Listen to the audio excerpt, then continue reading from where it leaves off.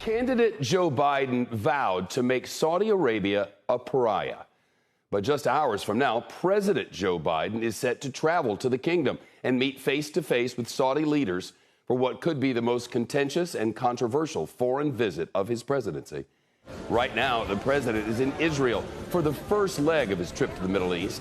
It's early morning there, and he's heading off to Saudi Arabia after some more events.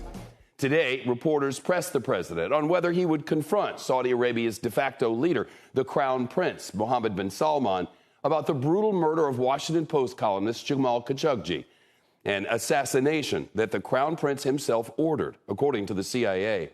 This was President Biden's answer.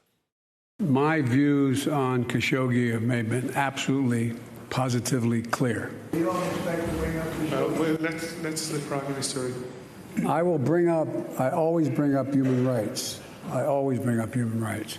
But my position on Khashoggi has been so clear. If anyone doesn't understand it in Saudi Arabia or anywhere else, then they haven't been around for a while. Jamal Khashoggi was a fierce critic of the Saudi regime. U.S. intelligence concluded that MBS sent a hit squad to Turkey in 2018 to silence the journalist. The assassins lured Khashoggi into the Saudi Arabian consulate in Istanbul, murdered him, chopped his body up with a bone saw, and disposed of his remains somehow. They've never been found, according to U.S. officials. Khashoggi's fiancée is calling President Biden's trip to Saudi Arabia heartbreaking and disappointing.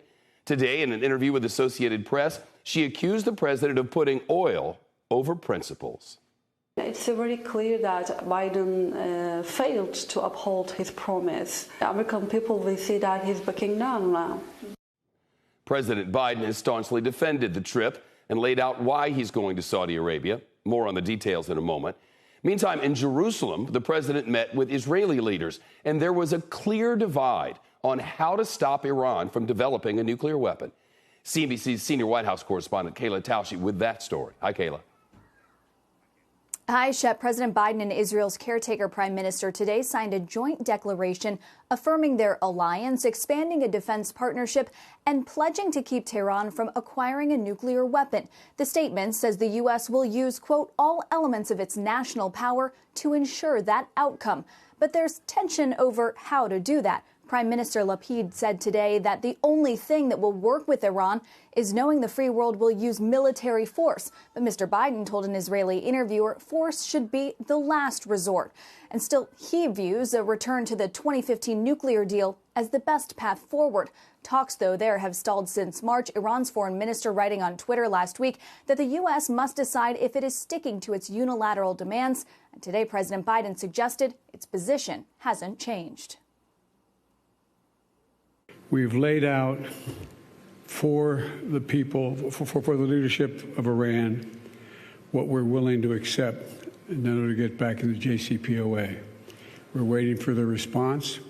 When that will come, I'm not certain, but we are not going to wait forever. If an agreement is reached, sanctions on Tehran could be lifted that would help the president back home by allowing it to sell its oil freely onto the global market. Analysts say its 1 million barrels a day could move prices at the pump, Shep. Kayla, what does the president say he poses to achieve or hopes to achieve by visiting Saudi Arabia? Well, President Biden said Saudi Arabia must be involved in any efforts to try to stabilize the region. But the White House has also acknowledged the visit is aimed at lowering gas prices. The price of oil has already fallen more than 20% since the trip was announced, largely because of recession fears. But the U.S. wants to guarantee those prices stay low as the war in Ukraine drags on. 2 days after Russia invaded Ukraine, Secretary Blinken said the U.S. needed to recalibrate the relationship with the kingdom, which he said was bigger than any one person. The State Department banned the visas of the Saudi officials involved in the Khashoggi killing.